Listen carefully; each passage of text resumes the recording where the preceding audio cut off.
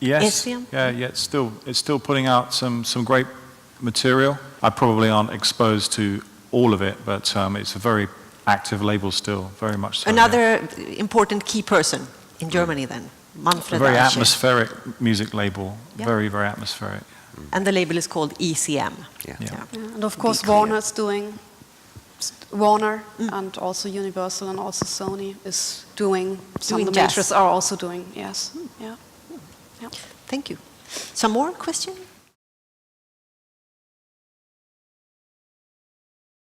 There's a certain element of me reflecting that in programming, with my own programming.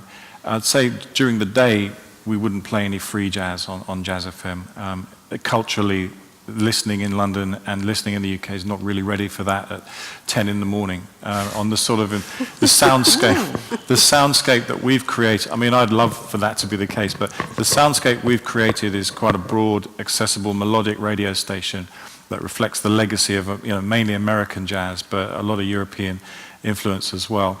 But we do have, and we are increasing the amount of music that we're broadcasting that fits that trend, with later night broadcasting and other specialist people that are coming on board. But very much it's done through passion, through feel, through, I guess, very much reliant upon my ear, but I'm very open to other people suggesting things as well.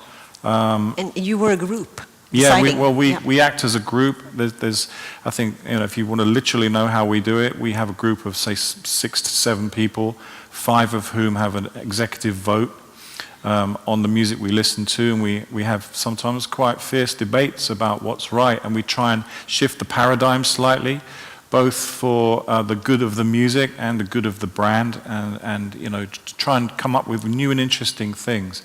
So we like to try and extend the sonic palette of Jazz FM as much as possible with different instrumentation, different ideas. But we're aware of our limitations because we also are a commercial radio station. So we have to program within the kind of accepted boundaries of what we perceive our audience will tolerate, so to speak. But yeah, we do. How do you measure what your audience is tolerating? It's a lot of instinct. It's a lot of knowing how the scene fits together and how the history of the audience. It's a very strong brand in the marketplace in the UK, and so a lot of people will look to Jazz FM and expect something.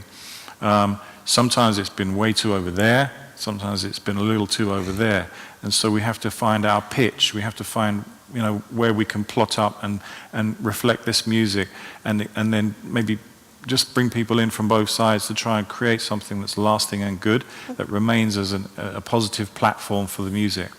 The BBC can be you can be more intense with specialist programming.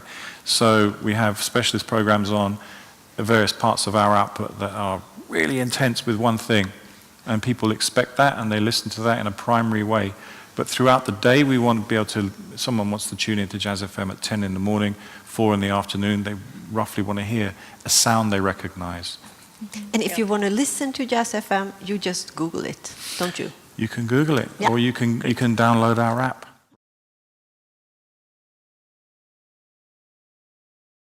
I don't know about if it's getting worse or better, because for me, it's been easier and easier. But that's because I'm grown up now, so I know more people, and that makes it easier. So it's hard for me to say if the whole market is going down or whatever. But one positive thing you can say is that if you want to do your own project nowadays, I think it's easier now compared to 5 years ago, when all the project money in Sweden were in Rikskonserter, Concert Sweden, and you were happy if the producer at Concert Sweden said, okay, you can make a tour. Nowadays, these money are yours to do whatever you want with if you get them when you apply for them. Yes, it's a lot of work. It's much more work to produce your own gigs and promote them or whatever. But if you get into this way of thinking, if you want to see the positive things with it, you can also learn to apply for money, to have someone else help you with promotion, like to learn to direct, because that's another problem. If you are used to doing everything yourself, it's very hard to ask for help to delegate. To delegate, yeah. I So know, but my think question is more like, I know all those things, and I'm yeah. applying for money Yeah, all for the sure. time, Yeah, every yeah. day, I would say. No, but my question is still the arranging part of it, because I think it has been changing. Yeah. I mean, Jazz Club Fasching doesn't hire jazz musicians so much as they used to do. It has changed, so I'm wondering, how do you have any tip about the arranger part? If you need to go out and find the audience in Malmö, in Berlin, in Bremen, all over the world, I mean, you will work all day. I mean, it will never end. No. So I don't know. I'm not sure I can give you any specific tips No. in that sense. But at Riksförbundet Svensk Jazz, we have a list of all the arrangers in Yes. Sweden. So you can send us an email and you can get the list. yeah, For I every one of probably you. have that list Yeah. already. Sorry, my last question is to you, Eva. I didn't get your favorite promoter was ACT, but they are only No, working. I didn't say that Press it's my promoters. favorite label. No, it's No, just... not label, but promoter, to work with the promoter. Aha, no, I just said that he is a good one. No, but my favorite promoter, press promoter, you mean? Yes. There's a good one, it's called Sabine Bayer, but she is more into jazz pop, I would say. So, and there is, oh shit, She's in Berlin as well. names. Sorry? She's in Berlin. She's in Hamburg. In Hamburg. She's in Hamburg. There's a Curious promotion in Cologne. There's Mo Schumacher. Mo Schumacher. M.O.E. M.O. She's from Cologne as well. She's also very good into jazz. Yeah, there are some more, but I would say Martina Weimann. Yeah, right. You are working with her, right? Yeah. Here's the tips from Chris first. Present your finished project to media with a backstory, good and interesting biografisk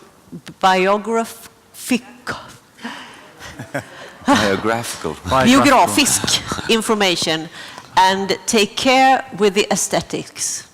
This is especially important with jazz when sending digital review files, but press always like finished project. What I'm trying to say there, I think, in too many words, is, I mean, I sit in a position where people will send me stuff, PRs, musicians direct, like I've been talking about, and same with the Jazz magazine. As I said, I spoke to Jazzwise magazine, and it's always more interesting to us if there's a story, if there's some supporting information. Obviously, if you're trying to get a review, you need a backstory, you need to have interesting things around the construction of the idea of the music. And also to present it, I know that the economics of sending out hundreds of CDs is probably cost prohibitive. I've spoken to American musicians who sent out literally about 500 copies to press and radio, and it's generated no sales at all, really. Well, I'm an advocate of digital communication, but it's not enough, as my colleague here said, to just send a bunch of links, some of which could be terrible or unproductive or give the wrong impression. Take time with the aesthetic of what it is that you're presenting to the media. The file transfer is probably the best way for me, but press like to have the CD, they like to have the physical copy to sort of look at and look at the credits and feel the story out. But from my perspective, I like good solid information on a PDF and good quality files in a Dropbox folder, this sort of thing. This is just a small tip just to get ahead of the game. If you're sending out highly compressed MP3 files, they're no use to me for broadcast. They might be good reference files, but I couldn't broadcast them. So then there becomes an exchange. So taking care with the aesthetic. This is all I'm advising on point one. Shall And I then go on to point two? number two, it's like Sylvia was into as well. Find and work to get good jazz press review. Yeah, we mentioned it earlier. Yeah. And the third? And the third one, if possible, I mean, there's a lot of discussion about funding. Great. If I know that the Norwegian jazz scene is very well funded. If possible, find it to gain momentum and then build an audience in the UK based on exchange, based on ideas, and That's the best way to get ahead, is to actually start building an audience by targeting the right venues. I've spoken about some of those, and it's a slowly catchy monkey, as we say in the UK. It's a slow build-up of reputation and momentum, but it's well worth the groundwork, because eventually, the bookings will come easier, much easier. And since we're talking about exporting music and me receiving it at the UK, that's probably the best way to do it, I think. Yeah, great, thank you. Sylvia, tips from Sylvia. Invest in a local PR agency to promote your music before anything else. And you've been into it.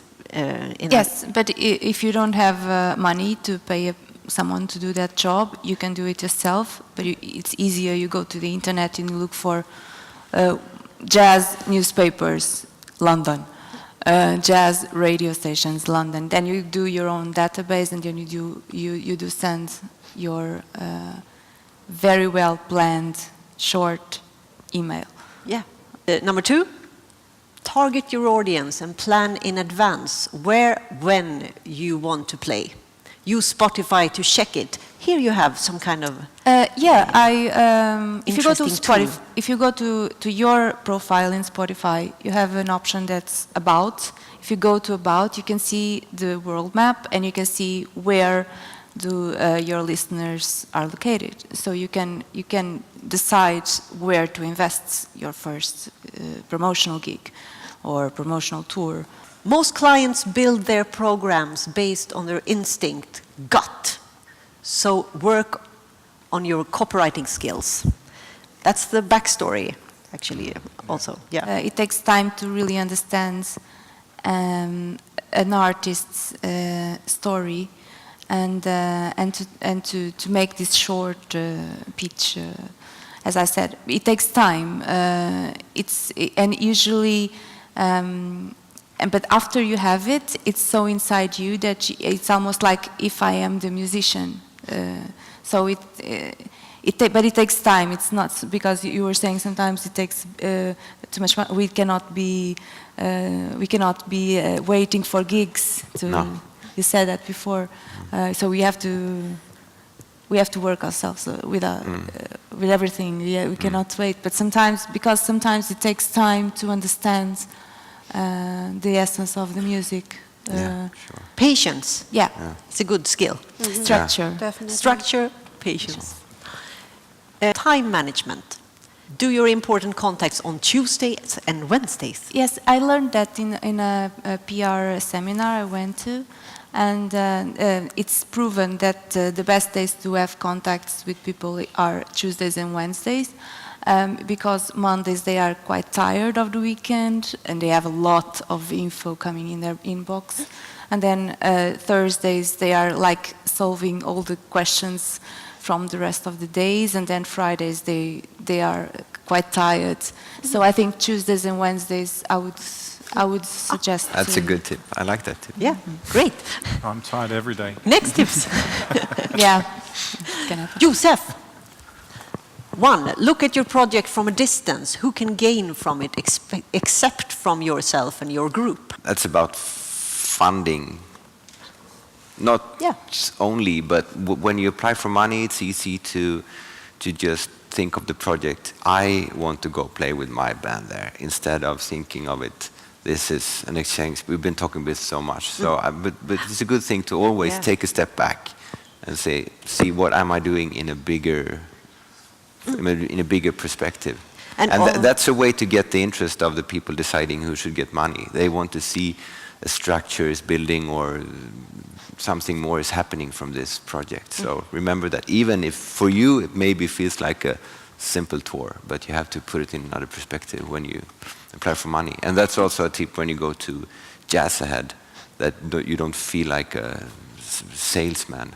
You want to feel like a networking guy. Yeah. So just collaborator. Yeah. Yep. That's good. Don't forget to be creative when you plan a project. A tour can turn into an exchange. Yeah, that's you've been also into in that. the same thing. Yeah.